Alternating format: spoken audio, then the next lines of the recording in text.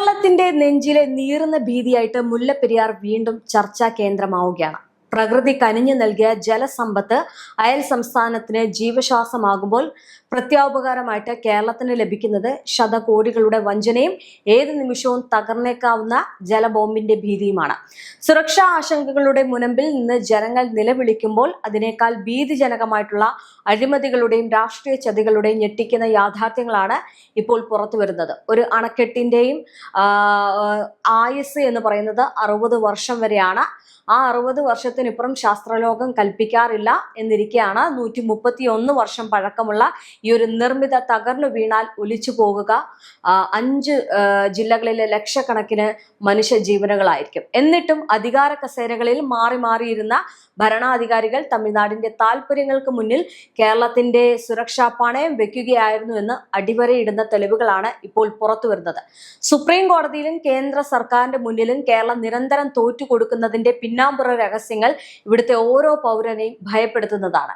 എന്തായാലും കേരളത്തിന്റെ താല്പര്യങ്ങൾ സംരക്ഷിക്കാൻ നിയോഗിക്കപ്പെട്ട ഔദ്യോഗിക പ്രതിനിധികൾ അപ്പുറത്ത് ചെന്ന് ശത്രുപക്ഷത്ത് കൈകോർക്കുന്ന അവിശുദ്ധ കൂട്ടുകെട്ടാണ് നാം ഇപ്പോൾ കാണുന്നത്. എന്തായാലും നമ്മുടെ കൺമുന്നിലൂടെ ഒഴുകിപ്പോകുന്ന വെള്ളത്തിന് ന്യായമായ ഒരു നക്കാപ്പിച്ച പോലും വാങ്ങിയെടുക്കാൻ കഴിയാത്ത ഭരണകൂട അനാസ്ഥ കേരളത്തിന്റെ ഖജനാവിന് വരുത്തിവെച്ചത് 10,000 കോടികളുടെ നാശനഷ്ടം കൂടിയാണ്. എന്തായാലും ഈ ഒരു വിഷയത്തിലേക്ക് ആഴ്ന്നു ചെല്ലുമ്പോൾ മനസ്സിലാകും എന്തൊക്കെയാണ് കാര്യങ്ങൾ എന്നത്. സംസ്ഥാനത്ത് 9ാം ദിവസവും മഴ ശക്തമായിട്ട് തുടരുകയാണ്. മുല്ലപ്പെരിയാർ വീണ്ടും ചർച്ചയാവുകയാണ്. 8 ജില്ലകളിൽ ഇന്ന് വിദ്യാഭ്യാസ സ്ഥാപനങ്ങൾക്ക് അവധി പ്രഖ്യാപിക്കേണ്ടി വരികയും ചെയ്തിട്ടുണ്ട്. 440 ദുരിതാശ്വാസ ക്യാമ്പുകൾ തുറക്കേണ്ടി വരികയും ചെയ്ത ഈ ഒരു കനത്ത പ്രളയ സാഹചര്യത്തിലാണ് മുല്ലപ്പെരിയാറിലെ ജലനിരപ്പും ആശങ്കയും ഉയരുന്നത്. നിലവിൽ അപകടകരമായിട്ടുള്ള നിലയിലേക്ക് വെള്ളം ഉയർന്നിട്ടില്ല എങ്കിലും അണക്കെട്ടിന്റെ ഷട്ടറുകൾ തുറക്കുന്നു എന്ന വാർത്ത ജനങ്ങളിൽ വലിയ ഭീതിയാണ് പടർത്തിയിരിക്കുന്നത്. എങ്കിലും ഷട്ടർ തുറക്കൽ പെരിയാറിലേക്ക് വെള്ളം ഒഴുക്കിവിടാനല്ല, മറിച്ച് ഈ പറയുന്ന തമിഴ്നാട്ടിലേക്ക് വെള്ളം കൊണ്ടുപോകാനാണ് എന്നത് താൽക്കാലിക ആശ്വാസം നൽകുന്നുണ്ട്. എന്തായാലും ഈ തമിഴ്നാട്ടിലെ തേനി പ്രദേശത്തെ കൃഷി ആവശ്യങ്ങൾക്കായിട്ട് സെക്കൻഡിൽ 200 ഘനയടി വെള്ളവും മധുര കോർപ്പറേഷന്റെ കുടിവെള്ള ആവശ്യത്തിനായിട്ട് സെക്കൻഡിൽ 150 അടി ഘനയടി വെള്ളവും അവർ കൊണ്ടുപോകുന്നുണ്ട്. എന്നാൽ ഇതിന് പിന്നിൽ കേരളത്തെ എങ്ങനെയാണ് ഭരണാധികാരികൾ ചതിച്ചുകൊണ്ടിരിക്കുന്നത് എന്ന യാഥാർത്ഥ്യം വിസ്മരിക്കാൻ കഴിയില്ല. 2021 മുല്ലപ്പെരിയാർ സുരക്ഷ പരിശോധിക്കാൻ സുപ്രീം കോടതി ഒരു comprehensive dam safety evaluation committee രൂപീകരിച്ചിരുന്നു. കേരളം, തമിഴ്നാട്, കേന്ദ്ര എന്നിവരുടെ പ്രതിനിധികൾ അടങ്ങിയ ഈ ഒരു സമിതിയിലേക്ക് കേരളത്തിന്റെ താല്പര്യങ്ങൾ സംരക്ഷിക്കാൻ നിയോഗിച്ചത് കേന്ദ്ര ജലവിഭവ വകുപ്പിലെ ഉദ്യോഗസ്ഥനായിരുന്ന TK ശിവരാജനെ ആയിരുന്നു.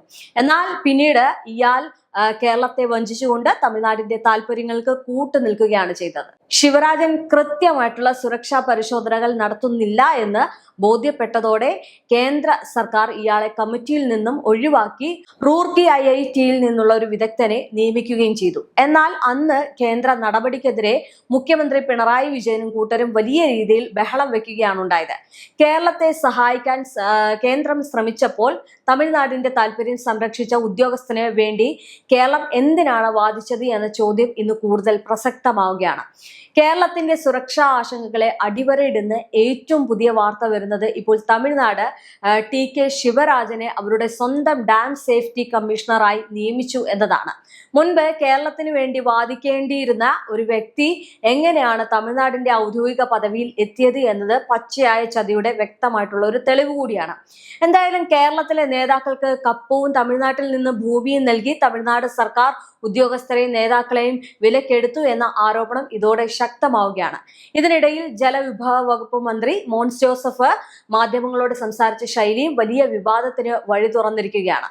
മുല്ലപ്പെരിയാർ ഡാമിന്റെ ജലനിരപ്പ് 142 നിന്ന് ഉയർത്താൻ ഒരു കാരണവശാലും കേരളം അനുവദിക്കില്ല, കേരളം അതിനോട് യോജിക്കുന്നില്ല എന്നതാണ് നമ്മുടെ സംസ്ഥാനത്തിന്റെ നിലപാട്. അതുകൊണ്ട് 2 സംസ്ഥാനങ്ങൾക്കും സ്വീകാര്യമായ നിലപാടുകൾ സുപ്രീം കോടതി പരിശോധിച്ച് ഇക്കാര്യത്തിൽ തീർപ്പുണ്ടാകണം എന്ന് തന്നെയാണ് കേരളത്തിന്റെ ആവശ്യം. നമ്മുടെ സംസ്ഥാനത്തിന്റെ നിലപാട് വ്യക്തമാണ്. മുല്ലപ്പെരിയാറിൽ പുതിയ ഡാം നിർമ്മിക്കുക എന്ന് തന്നെയാണ് കേരളത്തിന്റെ ആവശ്യം. തമിഴ്നാടിന് ആവശ്യമായ വെള്ളം കൊടുക്കുന്നതിനും കേരള ജനതയ്ക്ക് സുരക്ഷ ഏർപ്പെടുത്താനും കഴിയുന്ന വിധത്തിൽ മുല്ലപ്പെരിയാർ പ്രശ്നം അഭിപ്രായ സമന്വയത്തോടെ പരിഹരിക്കണം. ഇതാണ് നമ്മുടെ സംസ്ഥാനത്തിന്റെ വ്യക്തമായ. ഏതായാലും നമ്മുടെ സംസ്ഥാനത്തിന്റെ ഭാഗത്തു നിന്നും ഒരു അഭിപ്രായ സമന്വയത്തിന് വേണ്ടി തമിഴ്നാട് സർക്കാരുമായി തമിഴ്നാട് മുഖ്യമന്ത്രിയുമായും ഒക്കെ ബന്ധപ്പെട്ടുകൊണ്ട് ഒരു ചർച്ചയ്ക്ക് സാധ്യതയുണ്ടോ എന്നതിനെക്കുറിച്ച് കേരളം പരിശോധിക്കുന്നു. തമിഴ്നാട് അണക്കെട്ടിലെ ജലനിരപ്പ് ഉയർത്തുമെന്ന് പ്രഖ്യാപിച്ചപ്പോൾ 142 അടിയിൽ കൂടുതൽ ഉയർത്താൻ സമ്മതിക്കില്ല എന്നായിരുന്നു മന്ത്രിയുടെ വിശദീകരണം. എന്നാൽ 136 അടിയിൽ നിന്നും 142 അടിയിലേക്ക് ജലനിരപ്പ് ഉയർത്തുന്നത് സുരക്ഷയ്ക്ക് ഭീഷണിയാണ് എന്ന് വാദിച്ച കേരളത്തിന്റെ ഔദ്യോഗിക നിലപാടിനെ അട്ടിമറിക്കുന്നതാണ് ഈ ഒരു പ്രസ്താവന എന്ന് പറയുന്നത്. കാരണം 136 അടി വരെയാണ് അല്ലെങ്കിൽ വരാൻ പാടുള്ളൂ, അതിൽ കൂടുതൽ വന്നു കഴിഞ്ഞാൽ വലിയ ഭീഷണിയാണ്. അങ്ങനെ വാദിച്ചിരുന്ന സർക്കാരാണ് ഇപ്പോൾ 142 അടി വരെ പോകാം അല്ലെങ്കിൽ അത്രയും ഉൾക്കൊള്ളാം എന്ന് പറയുന്നത്.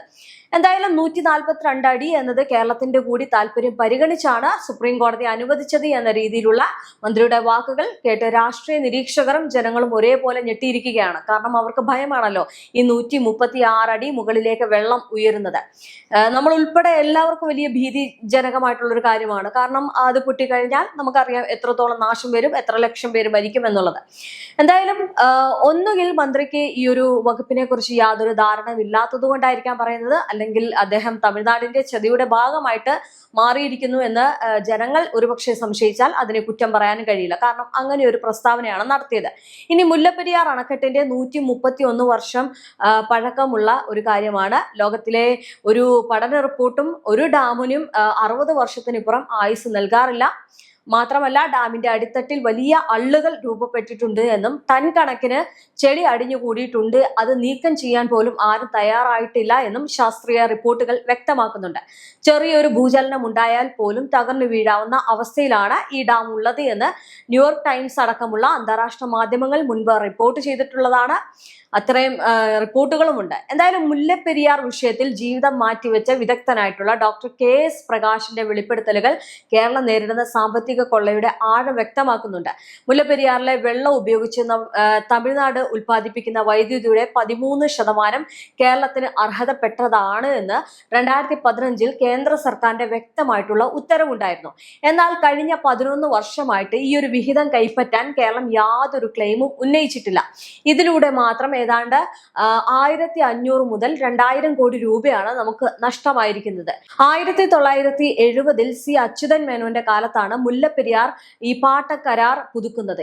ഈ ഒരു കരാറിലെ വ്യവസ്ഥകൾ പ്രകാരം ഓരോ 30 വർഷം കൂടുമ്പോഴും പാട്ടക്കരാറും പാട്ടത്തുകയും പുതുക്കേണ്ടതുണ്ട്. എന്നാൽ വർഷം 2000 പുതുക്കേണ്ടതായിരുന്ന ഈ ഒരു കരാർ കഴിഞ്ഞ 26 വർഷമായിട്ടും പുതുക്കാൻ കേരളം താല്പര്യം കാണിച്ചിട്ടില്ല. ഇതിന്റെ ഫലമായിട്ട് 56 വർഷം മുൻപത്തെ തുച്ഛമായിട്ടുള്ള തുകയാണ് കേരളം ഇപ്പോഴും കൈപ്പറ്റിക്കൊണ്ടിരിക്കുന്നത്. ഇനി വനം വകുപ്പിന്റെ ഔദ്യോഗിക റിപ്പോർട്ടുകൾ പ്രകാരം മുല്ലപ്പെരിയാറിലെ വനഭൂമിക്ക് ഒരു ഏക്കറിന് 75,000 രൂപയെങ്കിലും പാട്ടമായിട്ട് വാങ്ങേണ്ട സ്ഥാനത്ത് വെറും 30 രൂപയാണ് കേരളം ഇപ്പോഴും ഈടാക്കുന്നത്. ഈ ഒരു കുടിശ്ശിക ഇനത്തിൽ മാത്രം കേരളത്തിന് ലഭിക്കേണ്ട 15,000 കോടിയോളം രൂപയാണ് തമിഴ്നാടിന്റെ ലാഭമായിട്ട് മാറിപ്പോയത്. ഇനി ഒരു ഖനയടി വെള്ളം പുറത്തു നിന്ന് വാങ്ങാൻ കേരളം 7 രൂപ 75 പൈസ നൽകുമ്പോൾ നമ്മുടെ വെള്ളം കൊണ്ടുപോകുന്നതിന് തമിഴ്നാട് നൽകുന്നത് ഒരു പൈസ പോലും തികച്ചില്ലാത്ത തുകയാണ്. അതായത് തമിഴ്നാട് സർക്കാർ അവരുടെ സംസ്ഥാനത്തിന്റെ നന്മയ്ക്കും കാർഷിക സമ്പദ് വ്യവസ്ഥയ്ക്കും വേണ്ടി ഏതറ്റം വരെയും പോയി നിയമ പോരാട്ടം നടത്തുന്നുണ്ട്. അതിൽ അവരെ കുറ്റം പറയാൻ കഴിയില്ല.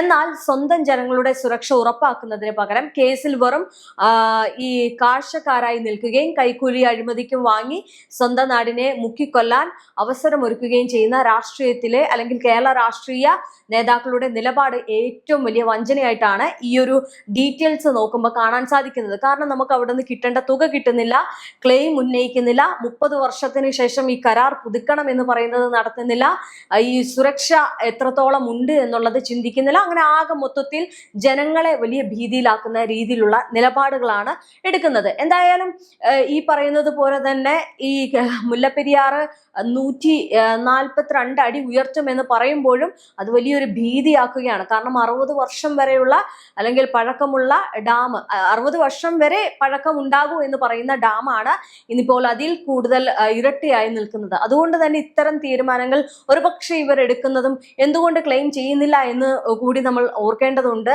ഒരു രാഷ്ട്രീയ കളിയാണോ എന്നത് കൂടി ചിന്തിക്കണം. ഒരുപക്ഷെ അങ്ങനെയാണ് എന്നെങ്കിൽ നമ്മളുടെ കേരളത്തിലെ ജനങ്ങളെ വഞ്ചിച്ചുകൊണ്ടാണ് ഈ രാഷ്ട്രീയ കളികൾ നടത്തുന്നത് എന്ന് പറയേണ്ടി വരും.